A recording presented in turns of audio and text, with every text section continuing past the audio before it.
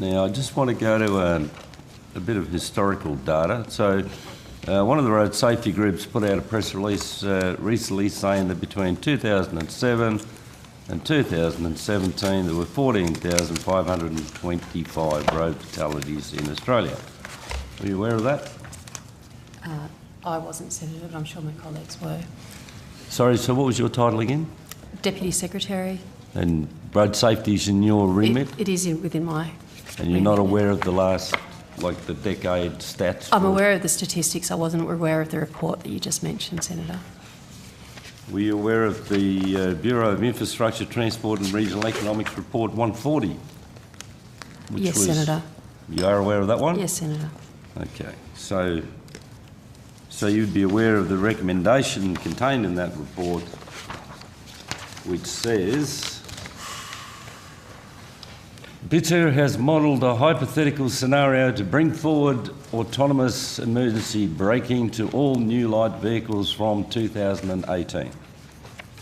From 2018, an AEB system with vulnerable road user protection is made a requirement for all light vehicles, and from 2020, a high-speed system with vulnerable road user protection is a requirement for all new light vehicles. You'd be aware of that recommendation? Yes, Senator. And you're aware that the scenario results in an additional saving of 597 deaths and 24,100 hospitalised injuries by 33, sorry. Yes, Senator. So is there any reason why that great work that was done in 2014 wasn't acted upon? Senator, I might ask my colleague, Mr Folds, to respond to your questions. Alex Folds, Executive Director, Surface Transport Policy Division. Senator, the work that was done by BITRE in 2014 suggested that low-speed AEB could have the results that you just mentioned. We have, as a department, in the place where we develop Australian design rules, started work on AEB. I'd also like to point out that, as well, the Commonwealth funds ANCAP to the tune, most recently, of 6.64 million over the next 5 years. ANCAP is a non-regulatory influence in this space, and to date, 31% of all vehicles arriving new to the market in Australia have AEB fitted. I understand all that. There is no mandated standard worldwide for light vehicles on AEB, and there is work going on with the United Nations in harmonisation of road safety standards, and this department is actively part of that development. Yeah. Well, so, we understand the argument, but there was a very good report in 2014. It put together a hypothetical scenario which resulted in the saving of nearly 600 Australian lives and 24,100 hospitalised injuries. Yes. You agree with that? And do you also agree that since 2014 to now, we didn't enact any of that? But, Senator, as Mr Folds has explained, there is no international standard. So No, I'm not talking about international standards. I'm talking about your standard. You had a report, you had a scenario, you chose to go the least regulatory option. The result of that is 600 deaths and 24,100 injuries. Well, Senator, to have an Australian standard would need to have an international standard to refer back to. The Australians we dumb talking cars about. down to bring them into this nation. No, we don't. Yes, we do. No, Sorry, Senator. Senator Gallagher, we do. We dumb them down from the American standards and the European Union. I'm happy to have the argument with you on the front page of any paper. in terms of design that's the truth. Senator, if Ms Spence could just finish your answer on the I'm sorry, I cut in with, yet. with international Senator standards. Gallagher. All I was going to say, Senator, Okay, is that... so I suppose the point I'm making is there was extremely good work done by the Bureau of Infrastructure and Transport Regional Economics, which modelled approximately 600 saved lives and 24,100 hospitalised injuries. But we didn't take that up because there's no international standard. Senator, I think we've explained in this committee previously that we are certainly working with ANCAP to make sure that there is funding available. ANCAP is making sure that to get the best ratings, cars have the AEBs installed. But in terms of an ADR, we do require a international standard, which can be the basis on which we can base our own standards. So just so we move on, I'll move on to some other stuff, but this international holy grail that you're seeking, what does it look like? I mean, AEB is AEB. I think if there is, as I understand it, and Mr Folds can correct me if I'm wrong, we are working with the UN, so the UN body that is responsible for developing the standard, to make sure that there is actually a more technical definition of what an AEB actually constitutes, so that we'd include that with our ADR. Well, I mean, I've said this before, but the market left to itself will advertise a car that parks itself in Australia. Yes, it's the same technology that stops you from running into the car in front of you, and you won't mandate it. That's basically where we're at. Anyway, clearly, you're not going to mandate it. When is it going to happen? Senator, to let you know the status, under the current National Road Safety Action Plan, there were 3 things that needed to be mandated. One of them was in relation to ESC for motorcycles. That's now happened. One of them in relation to electronic stability control for heavy vehicles. That is imminent. All heavy vehicles? Yes. The Light, reason... rigid? Some rigid. There is, and so some of the rigid vehicles have come in. I can find the detail for you in a minute, but some rigid vehicles have come into that, which will, under the regulatory impact statement, save a number of lives over the period of the RIS. But the point I was going to make is that electronic stability control on heavy vehicles, it's important that that comes in first so that you have a stable vehicle that is being emergency braked. So we are now into the next step, which is putting out a regulatory impact statement for AEB for heavy vehicles, and we would expect that before the end of this year that would come out. That's the time frame, and then once that's complete, you'd expect mandation if that is the outcome sometime after that. But it does take a long time for a mandated standard to be rolled into the fleet. So by the time... Why is that? Well, because the fleet doesn't renew itself instantly every year. No, I understand, but why does it take you a long time to mandate the standard? That's what I'm asking. So there are a number of... It take 10 years to renew the fleet, easy.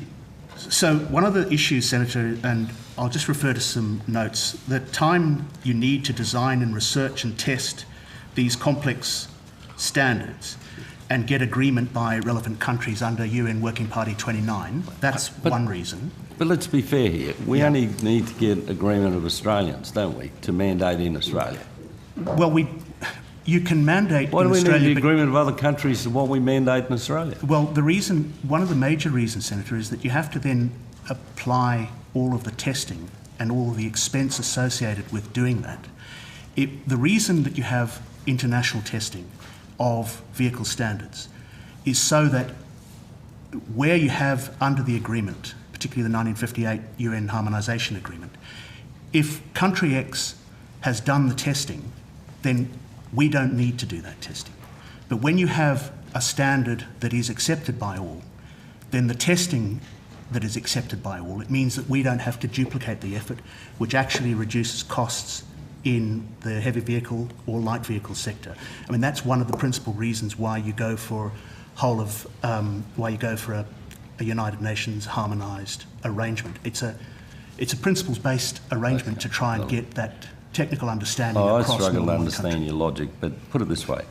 Your Bureau of Infrastructure and Transport Regional Economics did a study which pointed to saving of a lot of lives and hospitalised injuries.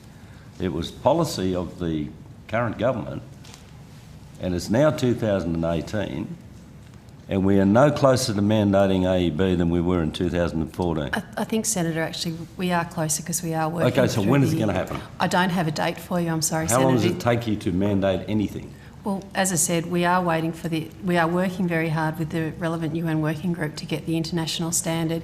In the interim, we're trying to using a non-regulatory tool through ANCAP, and we are seeing a significant take-up of AEB.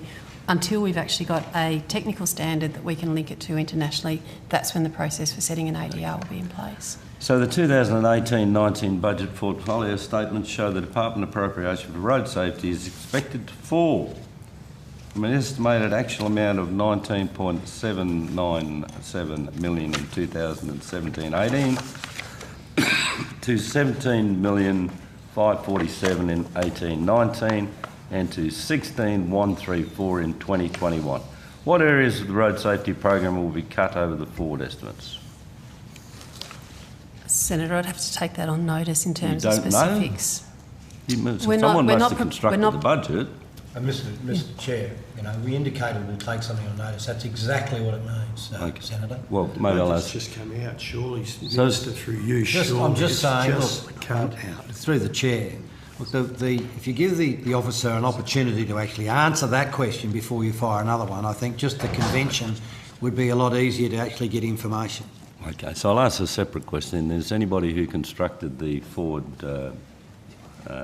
estimated amounts in the room or available to give evidence about the construction of the, decline in spending on road safety? I think, Senator, it'd be better if we took that question on notice, even if we can try and get back to you later this afternoon. Sorry, what's happening this afternoon? I said we'll try and come back to you later this afternoon with an explanation. Yeah. So But if we can take it on notice. On notice with the indication that it'll be this afternoon. Okay. So we're not... are you aware of any areas of the road safety program that have finished, made redundant, completed, that would attribute to a decline in spend? As I said, Senator, we'll take the question on notice and get back to you if we can this afternoon. Can the department explain why... do you agree that road fatalities are currently 20% higher than the 2020 target of the National Road Safety Strategy? And that your own Bureau of Infrastructure, Transport and Regional Economics is now forecasting an increase in road deaths and hospitalisations? Yes, Senator. So you're aware of the Bureau forecasting an increase in road deaths and in hospitalisations, and we're also aware, because you've taken it on notice, that we're decreasing spending on road safety. Well, as I said, Senator, we'll get back to you on the spending and why the reduction in the profile. Every effort is being made, but both at the Commonwealth and with the state and territory governments to improve road safety outcomes. As recently as on Friday when the Transport and Infrastructure Council signed off on the new Road Safety Action Plan. So everyone takes very seriously the commitment to reducing road fatalities and serious injuries. Can the department please provide an estimate of the value of the Secretariat supporting the National Road Safety Strategy inquiry, i.e. the number of staff, and what levels are dedicated to the Secretariat over that period? Senator, I'd have to take that on notice. How is the inquiry progressing? We're still expecting, we were expecting to get a report this month. We don't have a specific date from the panel yet as to when we'll receive it. So when you say you need to take the number of staff on notice, is that because it's more than 10 or less than 1 or what? Senator, I think it's because people do multiple things, and so trying to actually say how many staff are specifically supporting that would be quite difficult to actually come up with the number, but that's what I'll take on notice. So the NRSS Action Plan 1517 had the following target to achieve by the end of 2017. Initial implementation of willing to pay values based on available estimates and possible commencement of comprehensive Australian study to introduce updated values. Can you explain why this target has not been met? I don't know if one of my colleagues would, again, I'm sorry, Senator, I'll have to take that on notice. Senator, could I ask you to repeat the question? So the NRSS Action Plan 2015-17, initial implementation of willingness to pay values based on available estimates and possible commencement of a comprehensive Australian study to produce updated values. Can the department please explain why this target has not been met? I think they're going to take that on notice. No one knows. So the plan also had demonstrable improvements to enforcement operations and compliance outcomes. Can you explain if that target is measured and whether it's been met? Well, the implementation plan, the action plan will be reported on at the end of the year. So Sorry, not I at this can't hear. stage. Stephanie Werner, General Manager, Land Transport Policy and Safety. There's an annual implementation report provided. It'll be provided at the end of this calendar year. So at this stage, Senator, no, I'm not able to provide that information to you. Okay, so the action plan had the following target: examine and progress options to improve measurement and reporting of non-fatal and disabling injury crashes, particularly through the development of match crash and hospital data systems. Can we actually measure hospitalisation as a result of a road crash in Australia yet? Senator, that work remains in progress. So we can't measure nationally? On a national basis today, no, we can't. We have concluded the pilot phase of a project designed to match data nationally, and the second phase of the project will be to match that data back over the past 10 years. Okay. So we can't. What is the main hold up there? We've been at this for quite a while. So what is the key problems that are not allowing us to measure hospitalisations as a result of road accidents? So one of the major issues, Senator, has been to get ethics approvals for national matching and linking of hospital deaths and crash data for past and future years. As of 8th What's of May... What's ethics approval mean? Sorry? What's well, ethics? ethics approval is in the research. When the research is done, you need certain approvals to be able to conduct research in a way that meets the ethics boards of hospitals, the research institutions, and that approval has taken a while. So I can tell you that all the permissions have been received in 6 jurisdictions, so New South Wales, Victoria, Queensland, South Australia, ACT and the Northern Territory. But Tasmanian health approvals are still required because there's been some difficulty in getting hospital acceptance. Western Australia, the health process is still being clarified following a legislative change, but it should happen shortly. And the outstanding approvals will, as Ms Werner talked about, stage 2, outstanding approvals for Tasmania and WA will be sought in stage 2. And so it has taken a long time, Senator, but it is actually moving forward. There are states that have this data themselves and have linked crash data, police data and hospital data, but the national overview is taking a little longer. So just for the record, how long have we been attempting to get this national data together? Senator, I'd have to take that on notice. I don't know when it began. It's over 10 years? I would have to take it on notice. It's not a matter that comes before you on a regular basis? Senator, there is a lot of work that's being done in this place. As Mr Foles has just read through, we have actually made significant progress. Yes, it is taking a long time to do it, but I think we are getting far closer than we ever have been at actually having what we think is a very important national data set. Okay. So, Mr Foles, you mentioned electronic stability control. So, has that been rolled out to all heavy vehicles? So it's all rigid and articulated heavy vehicles? Not all rigid. It hasn't. It's imminent. It hasn't. It is yet to be decided. Like it hasn't actually. So why did rigids get excluded? Yeah. Look, the full detail. I'll see if I've got. Well, I mean, they make up the greater proportion of the fleet. Yeah. I just don't want to answer a question without looking at the detail, Senator. And if I can't find it quickly, I'll have to take it on notice and try and get it back later in the day. So just in relation to your department, have you got more staff working in road safety since last estimate or less? Be the same, Senator. How many? How many full-time employees? How many full-time equivalents? It's 5.5 full-time employees. 5.5. Although, Senator, as I think we've explained previously, there are other areas within the department whose work does contribute to road safety outcomes. For example, the work that the Bureau does, the work that our Infrastructure Investment Division does in terms of funding decisions to support safer outcomes as well. So that's the full-time dedicated staff on road safety matters, but they're not the only staff in the department that deal. So how many full-time equivalents do you have dedicated to road safety? That's what I said. We've got the 5.5 full-time equivalents dedicated to road safety, but there are a number of other areas in the department whose work contributes to road safety outcomes. Okay. As part of their general I thought that work. would be the question. If the full-time equivalent is a measure of hours, not people, Yep. why can't you say 10 or 5 or 6? We wouldn't want to.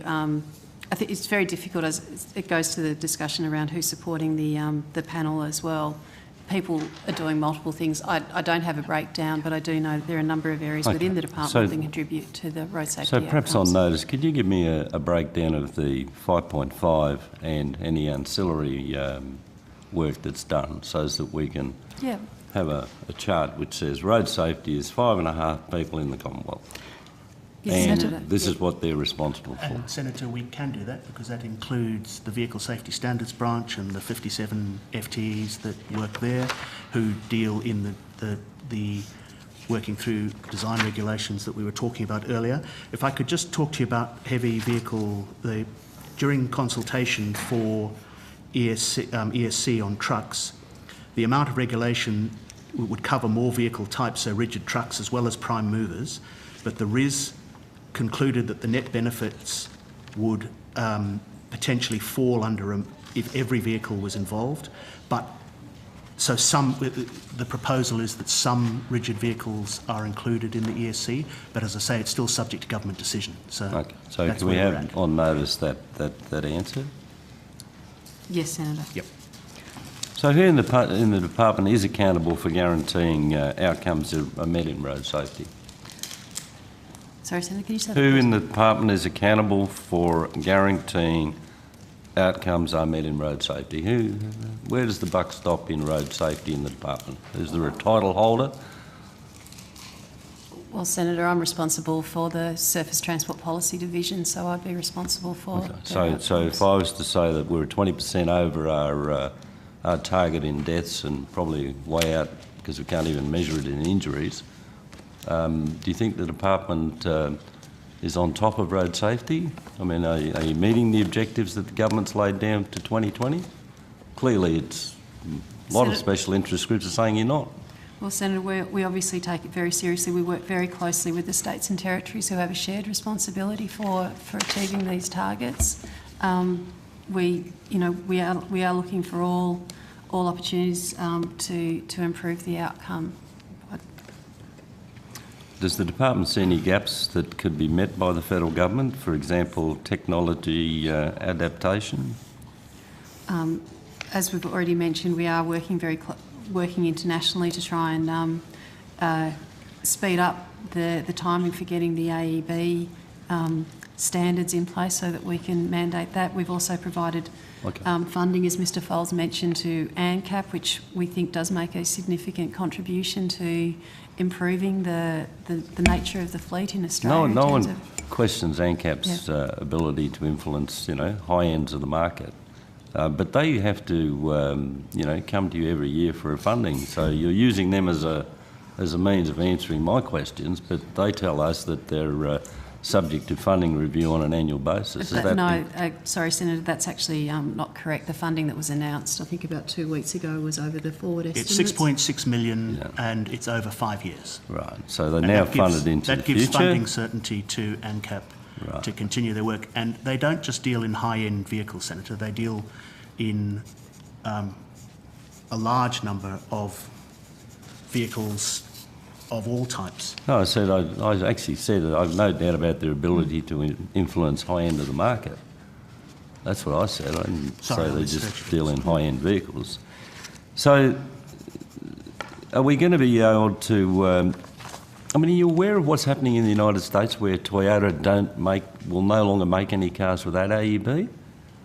Are you aware of that sort of information? Yes, Senator. We do keep close closely involved in what's happening internationally. So in the United States, it's likely by 2020 there'll be no new vehicles on the market. They haven't got AEB. But Senator, I'd also note that my understanding is that no country has actually mandated AEB for light vehicles. That's correct. So we're not. How is that an excuse for us? No, it's not an excuse, Senator. I'm simply saying that other countries are encouraging the rollout of AEB without mandating the inclusion of AEBs. Including Australia through ANCAP. Do you see any improvement in road safety through infrastructure? Is that part of your remit when billions are allocated to roads? Do you get a road safety view? Do you get in there and say, well, look, it's a good economic indicator. If we stop killing and injuring people on these roads, it'll be good for the economy? Definitely, Senator. I think we've got a few examples. I think there are some examples. Ms Werner, do you want to run through some examples where funding has been provided? No, that's fine. So, Senator, if you take, for example, some of the major infrastructure investments, and there are a couple. There's the first one on the Pacific Highway. In the last 10 years, fatalities have dropped by 50%, and that's a direct result of the investment into dual carriageway on the Pacific Highway. It's not rocket science. Divide a road and people will stop running into each other. That's correct. And it's, at the same time, you may also know that a number of, in the most recent budget, there have been programs to do the wire rope, wire barrier work in regional areas, because so many, it's a cost-effective way of achieving a very good road safety outcome with minimal investment. The Black Spots program is another program where I just don't have the numbers at my fingertips, where safety is prioritised. The Heavy Vehicle Safety and Productivity program, which doesn't just do rest stops, but also does bridges, upgrading of bridges to make them better for heavy vehicles. All of those have a road safety component as well as a productivity component, and all of those go to improving road safety. So what are the latest figures regarding serious accidents involving heavy vehicles which have involved death or serious injury? So official figures state that there's been an almost 10% increase in articulated truck crashes and deaths in 2017 compared to 2016.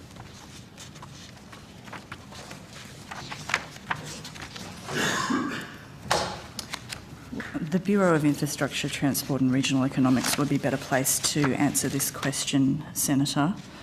Well, I'm just asking of the Road Safety Division of the Federal Department whether they're aware of a 10% increase in deaths in the trucking industry in 2017. The figures that if you want me to go to economics, I thought they would be a natural place to start. The figures that I have, Senator, are that during the 12 months to December 2017, there were 168 fatal crashes involving heavy trucks.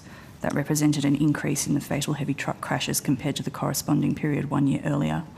Articulated truck crashes increased, rigid truck crashes increased.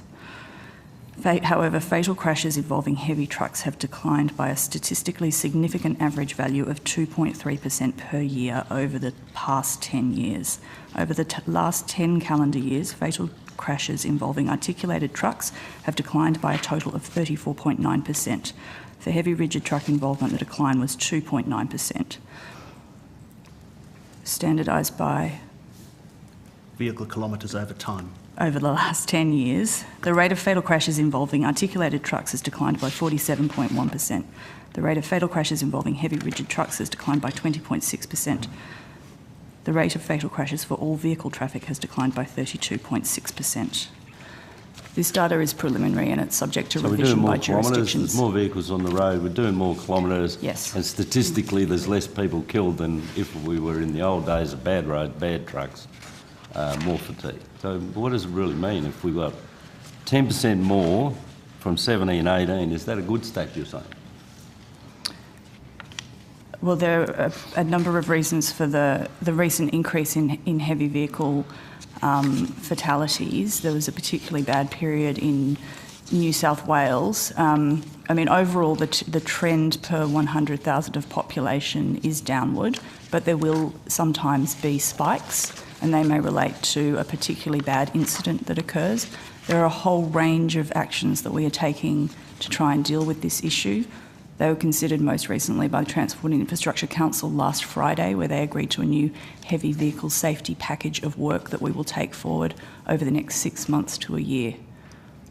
Okay. Now, the government's own review conducted by PwC concluded that orders authorised by the Road Safety Remuneration Tribunal would have cut trucking crashes by fatalities by 28%. Do you reject that, Ms. Spencer? Is it? Senator, the abolition of the Road Safety Remuneration Tribunal is a matter for the government. So, what is the department's alternative measure then if there is a Price Waterhouse report that says it would have their RSRT would have reduced truck crashes by 28%? It's a decision of government, I accept that. Do you have any alternative measures in place that would reduce what appears to be a spike in trucking fatalities? Yes, Senator. We have a whole range of issues in place. So with regard to the Remuneration Tribunal specifically, that funding has been directed to the Heavy Vehicle Safety Initiative, which the Commonwealth Government funds. It's administered by the National Heavy Vehicle Regulator.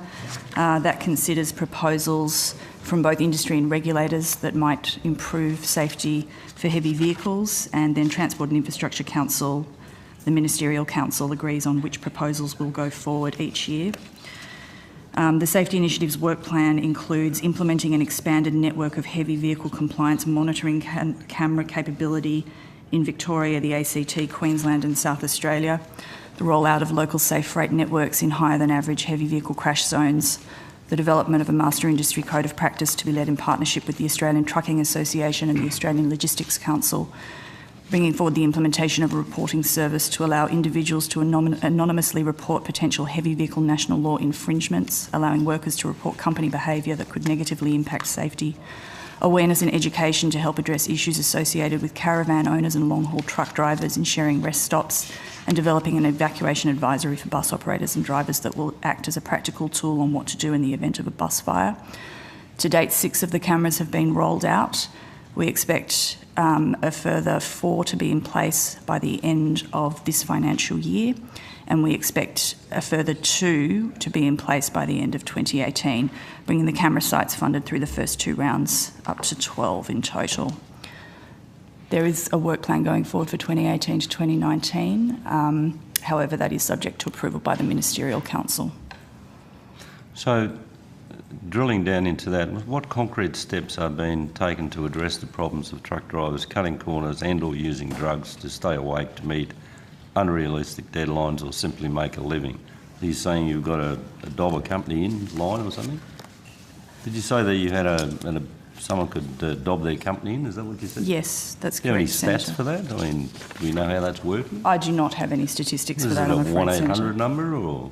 I don't have any further information on that with me here, Senator, but if I could speak to what we're doing on heavy vehicle Sorry, driving. can we just pursue that point? Sure. You mentioned that there's the ability for someone in the industry to report untoward behaviour by their company. Yes, How do they actually do that? they ring a phone line. And that's manned 24 hours a day? I would have to take that on notice, Senator. It's not Is it administered by the Commonwealth Government. insourced provision of service, or is it an outsourced provision of service? It's administered by the National Heavy Vehicle Regulator, so I'm afraid I don't have the answers to your questions. I would have to take that on notice. Thank you. If you could take that on notice. So how does it actually work? Is it 24 hours a day, 7 days a week? Do they speak to a physical person or do they leave a message? How many calls have they had? Some feedback about how long it's been in place, how much does it cost? Those sorts of generic sort of questions Yep, about certainly, that. Senator.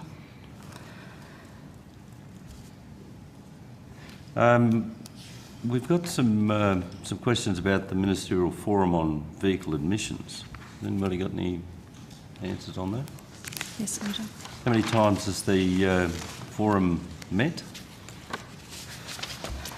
I don't know, Senator, how many times the forum has met. It met most recently in March of this year. Okay, so perhaps if we could have on notice, when was the last meeting?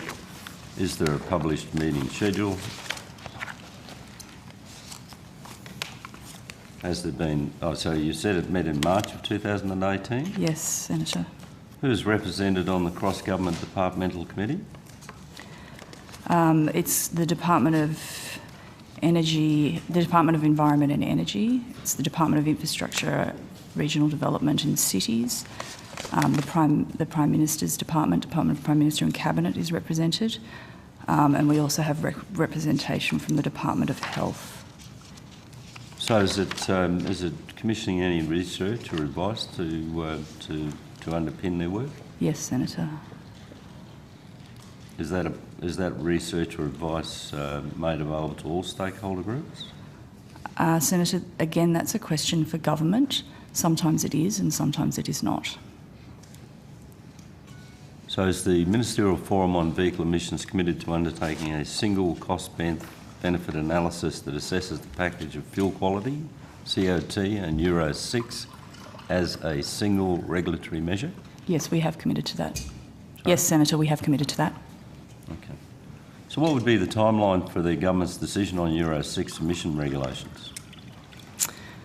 Well, again, Senator, that's a matter for government. It remains our expectation that would be this year.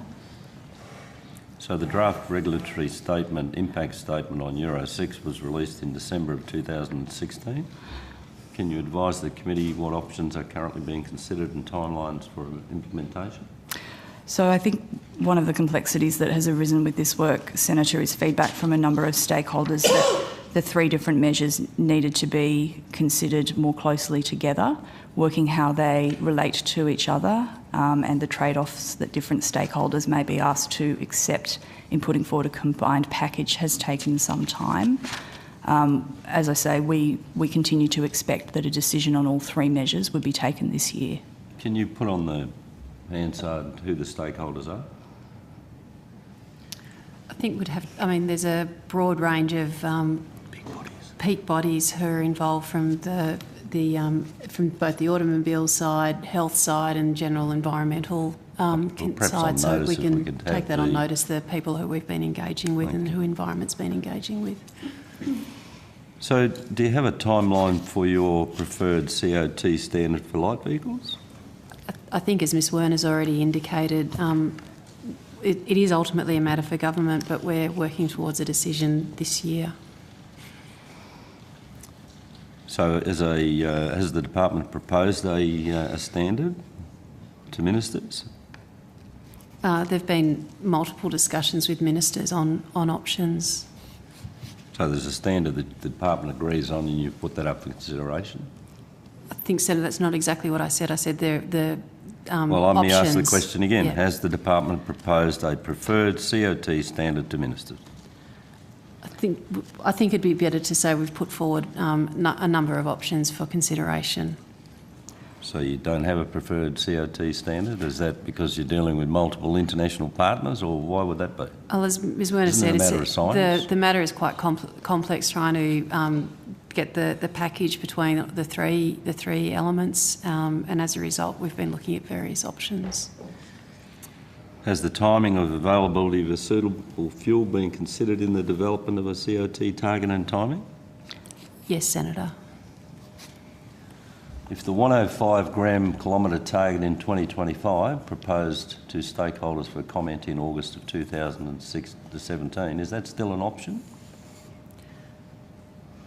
I think, Senator, as I said, there are a number of options that are being considered. Obviously, the timing, both the actual the 105 and the year in which you might be working towards are all variables that are currently under consideration.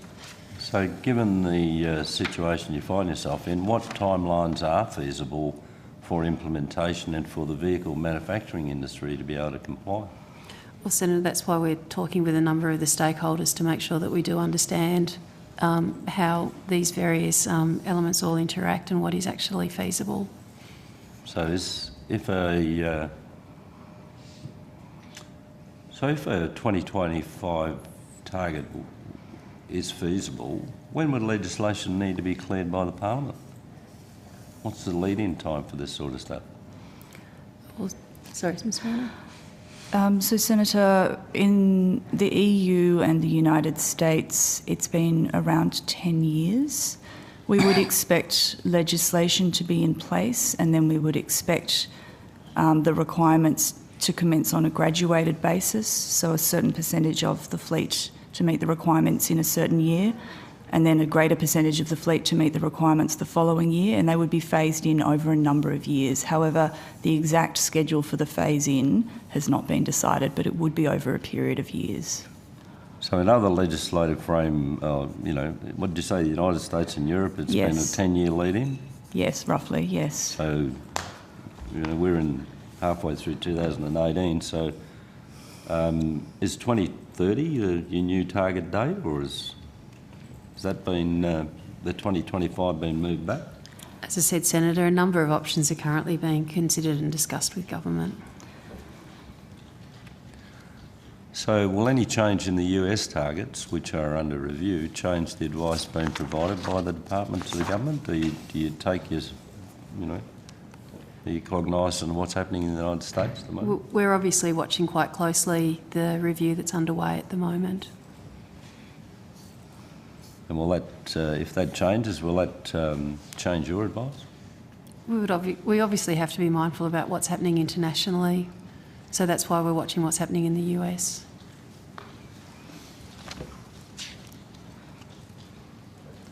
So just to return to, does the department, perhaps Mr Kennedy, does the department, do you view road safety as an area where you should take leadership with the states?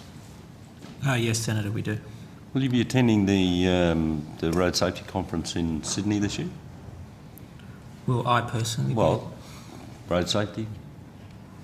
I mean, you get 700 professionals from all around the country convening at the road safety conference. Does the department get represented there? Certainly, Senator, we will have representatives at a senior level at that conference. Were you in Perth last year? I wasn't actually responsible for road safety this time when that conference was on, and I'd have to take on notice who from the department attended. So you do think that leadership from the Commonwealth would be pertinent and smart? Yes, Senator, we do. I mean, as Ms Spence talked about before, we have to do this with our colleagues at the state level, of course, because they're responsible for a number of aspects of programs that are going to contribute to road safety. The department takes it seriously. We often don't have the specific levers on some of these issues, be they around speed or the application of laws in states, but we certainly, I can assure you that we and our state colleagues, frankly, and the ministers involved are all very much apprised of the issues around road safety. So I've spoken to people in the government, and they're of the view that road safety is predominantly a state issue. That's not the department's view? As I mentioned, Senator, a lot of the levers for road safety do lie with the state, but that doesn't stop the Commonwealth with our state colleagues, encouraging them to share best practice. As Ms Spence mentioned earlier, there's been a number of investments in road infrastructure, partially funded by the Commonwealth, that have made big changes in road safety. I recently had an opportunity to look at the Midlands Highway, for example, in Tasmania, where there was the wire road separation, acoustic line markings. These things can make a big difference to road safety. So it is something in that sense. While we don't have the legislative responsibilities for some of the things that may change road safety, we can show leadership and we attempt to show that leadership. Is the department working on any of the issues in respect to driver distractions from a national level? Senator, at the Transport and Infrastructure Council meeting on Friday, one of the issues that was discussed is some work that Austroads is doing around best practice to address driver distraction. So we'll be engaged with Austroads as they progress that piece of work. And what about with the implementation of 5G networks or spectrum and the intelligent intersections that will arise and intelligent cars that will arise out of that new ability? Is the department doing any work in that area? We're certainly involved with the Department of Communications. they've got a working group that's been established to look at 5G and look at it from all the different portfolios perspective. So we'll obviously looking at what technology can do to improve road safety outcomes. So which one of your 5.5 people would be looking in that direction? Sorry, say that again? Which one of your 5.5 people would be looking in that direction? Is there a designated officer that's looking into that? I'm the representative on the working group in the Department of Communications, and various people in the department do support. We do actually have an area in the department which, again, not dedicated to road safety, but is looking at new transport technologies, and they'll also be looking at those sorts of issues as well in terms of what these new technologies can do around improving road safety outcomes. Senator, that was my response on the 5.5 persons. I'd like to clarify it if I may. So I'm responsible for the Land Transport Policy and Safety branch. In that branch I have a section which leads on policy coordination for road safety. That's what I refer to when I refer to 5.5 full-time equivalent people. I also have a section in my branch which is around 9 people who work on a whole range of COAG related initiatives to deal with both light vehicle and heavy vehicle safety, including working through the National Transport Commission and the National Heavy Vehicle Regulator. In addition to that work, as Mr Folds and Ms Spence have mentioned, we have the Vehicle Safety Standards branch, also in Mr Folds' division, for 57 people who are working on the rules that you mentioned earlier to ensure that vehicles are safe. And as Ms Spence just mentioned, we also have people working on technology futures, as well as people in the Bureau working on these statistics, which I provided to you earlier. So it is, I apologise, there's not only 5.5 people working on road safety in the department. I was referring to one specific section, which essentially coordinates policy across all of those areas. Okay, and I think you've taken on notice how you're going to further explain what the department does in areas of road safety and where the resources are allocated. Is there any proposed increase in the vehicle charge on imported vehicles? It's what's currently $10 or something?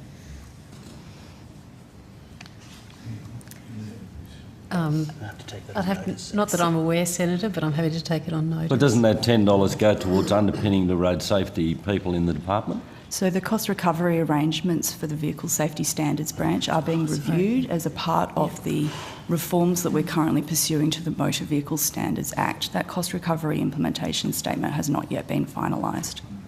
So is there a charge on every imported vehicle into Australia, of which there is 1.2 million, which then goes to resourcing road safety in the department?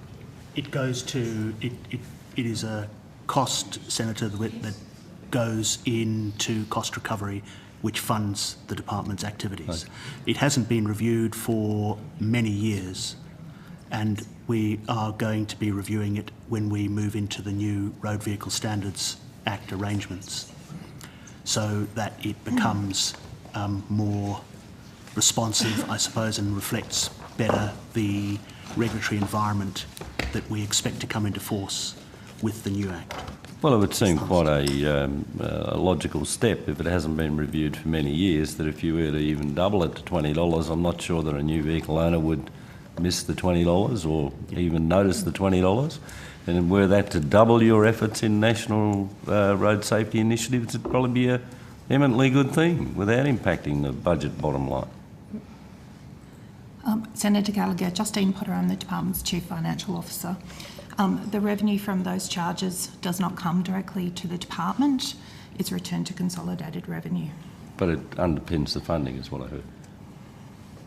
So, I mean, it doesn't matter which way you send it, but the rationale is that it underpins the road safety office, yes, the department.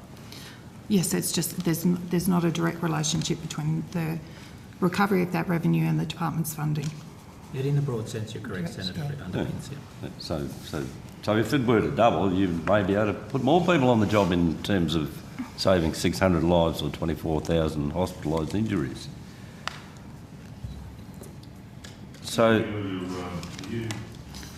I could go all day, mate. But I'll have it sounds like that. He's an ex-commissioner. There's nothing worse than ex-commissioners. Can I interpose?